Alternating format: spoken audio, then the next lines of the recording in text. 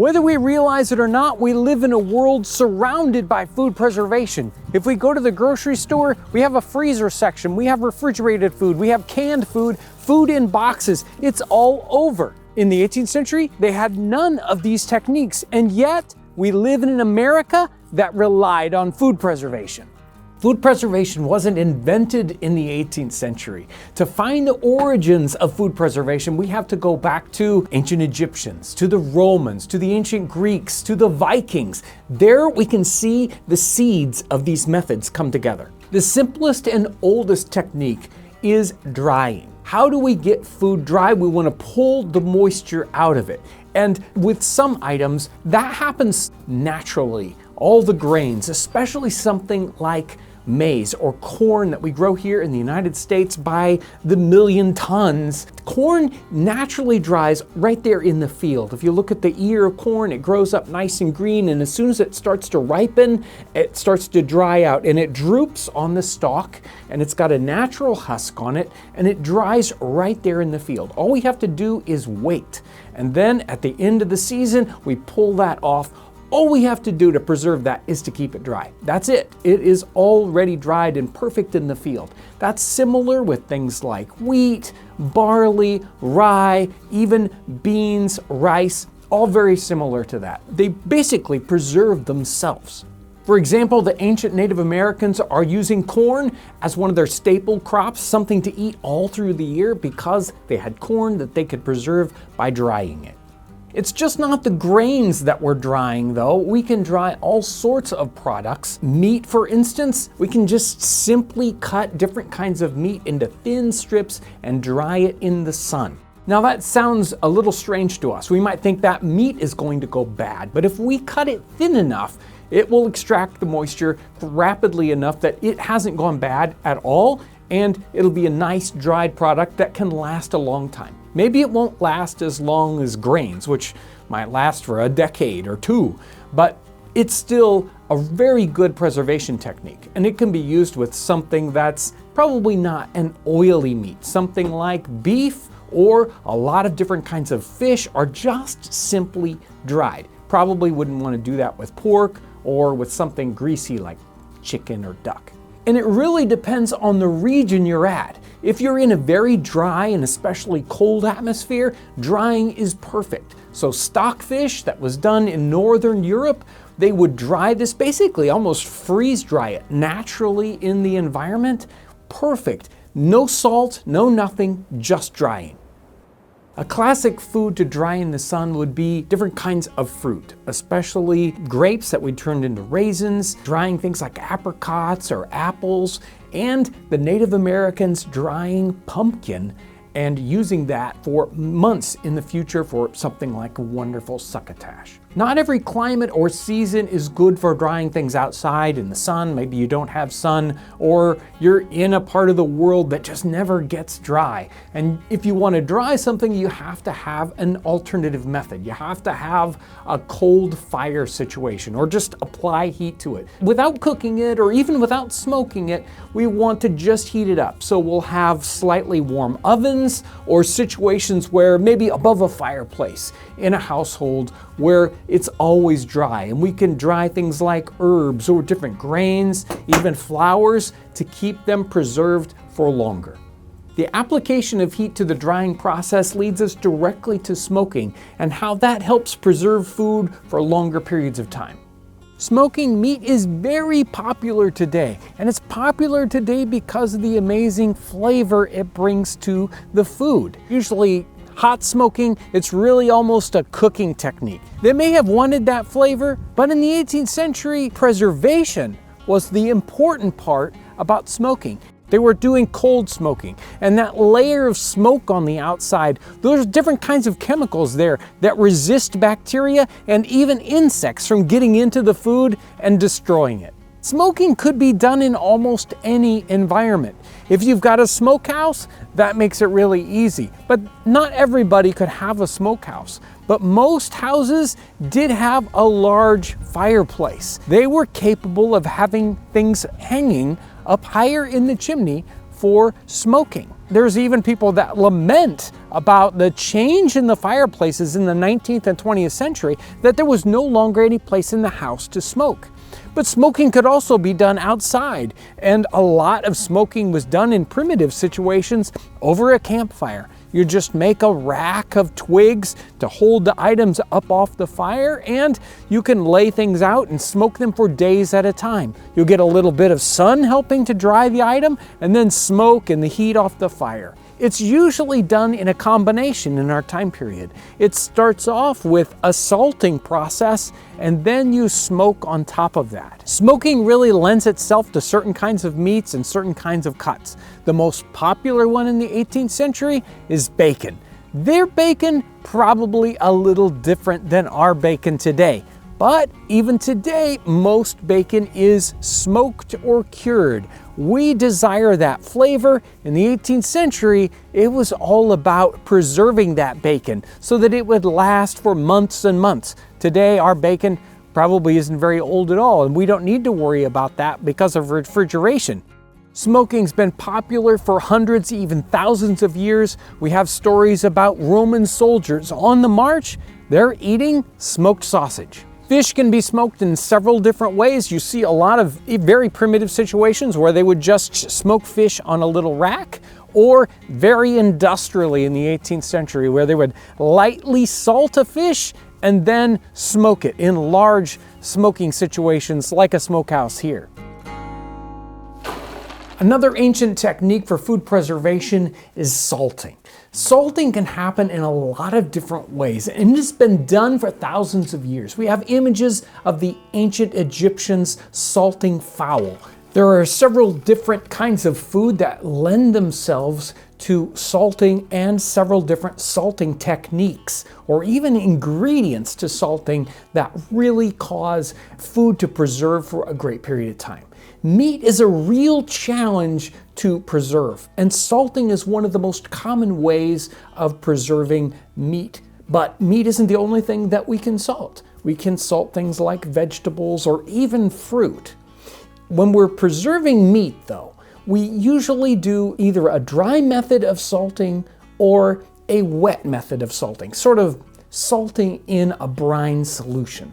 When we dry preserve meats, we'll use something like a beef, and we will essentially coat it with salt and allow it to dry in the open for several days. And that will draw all the moisture out of the meat, at least as much as we can do in a couple of days.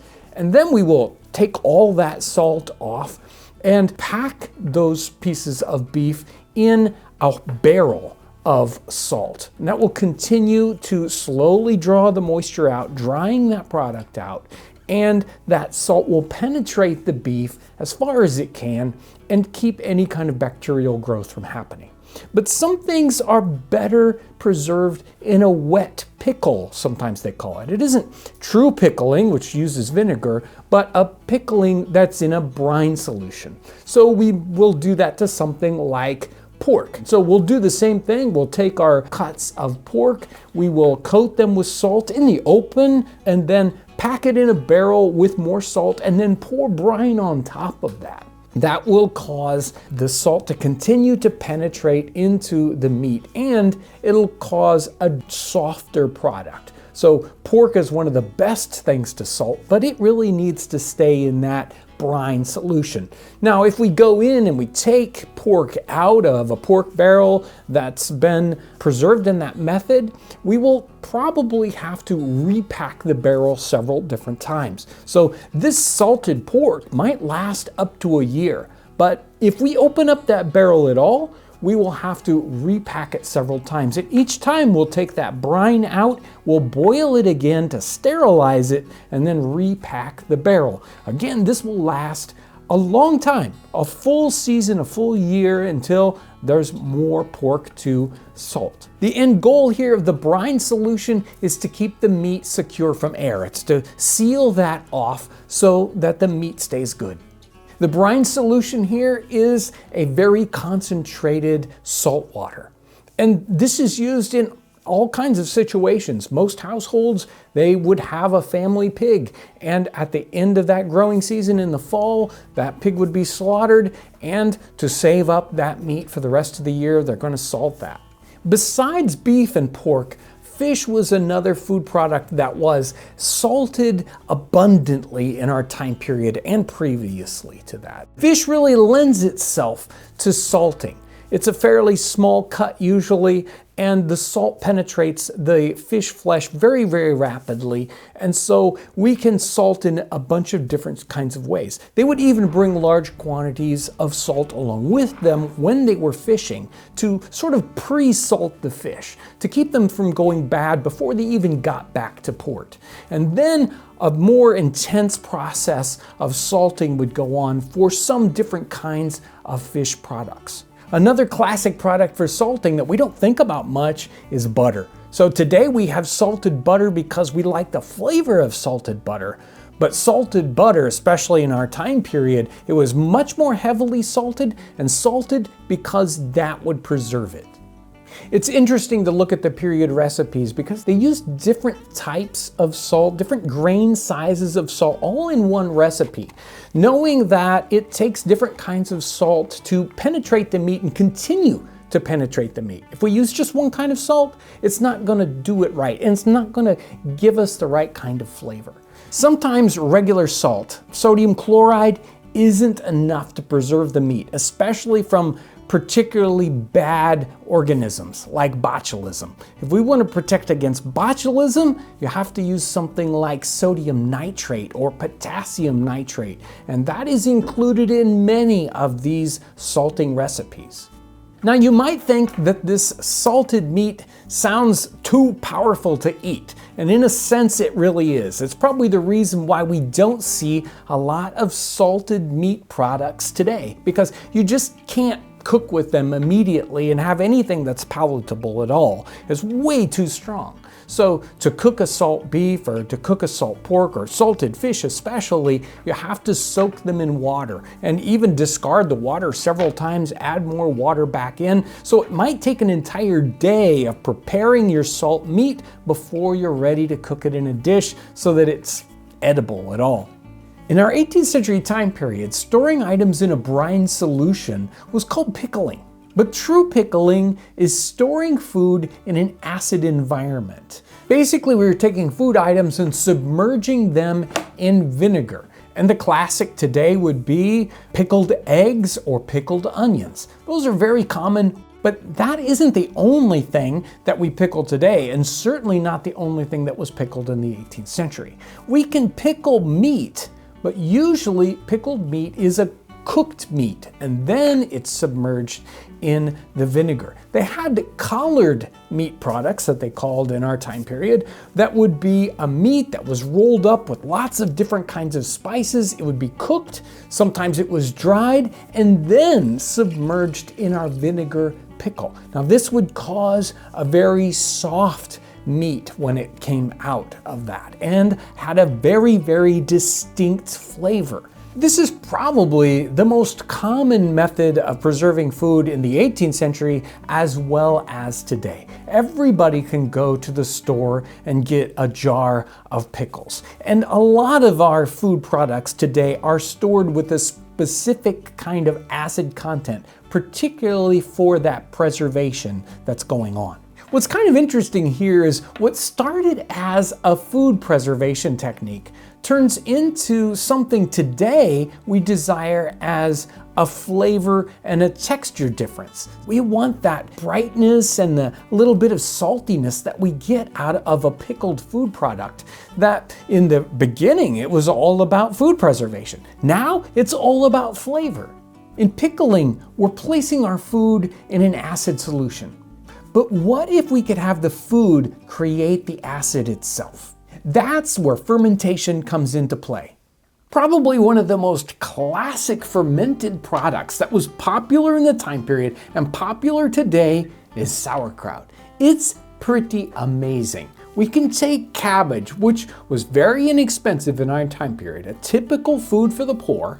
We can slice it thinly, Place it into a crock with a little bit of salt in layers. It will naturally start to pull that moisture out, and then it will start to ferment. Ferment with yeast that's sort of right there. The sugar that comes out of that cabbage starts to ferment and turn into a little bit of alcohol and bring its own acid into it. And this gives it a great flavor, and it preserves the cabbage. Now, fermenting obviously isn't just going on here in the 18th century. It's being used for thousands of years all around the world, especially all those amazing pickled products from Asia.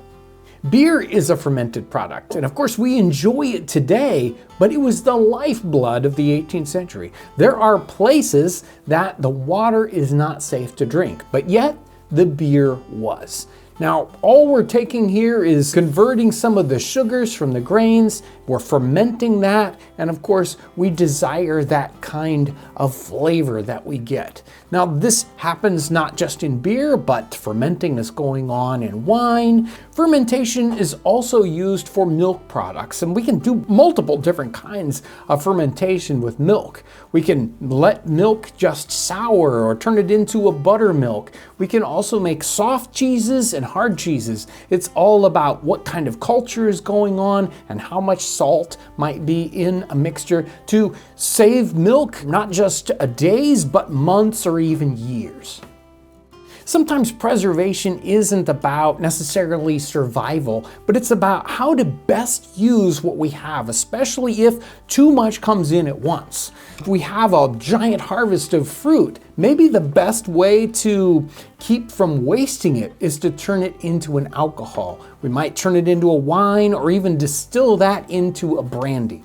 Using sugar is another way to preserve food. Usually it's done with something like fruits. They really lend themselves to sugar preservation. And this again has been done for hundreds of years. We have the Romans submerging things in honey. And in our time period, they're sugaring different things, coating them in sugar. That sort of draws out the moisture. And the sugar itself is antibacterial. It keeps them from spoiling. Another way to achieve the same thing, especially with fruit, is to make a concentrate. We drive the moisture out of the fruit, usually just by boiling it, and that increases its sugar content to the point where it won't spoil. Jams or jellies are something that we have today that we use, and we just take that fruit and we boil it down. Sometimes we add a little bit of sugar and it'll keep for a long time. There's circumstances where they didn't know that fermentation was going on. We have a combination of preservation techniques happening. So sausage is a perfect example. We will have a salt going into our sausage to preserve it. We'll have spices going in to preserve it. We'll have smoking going on.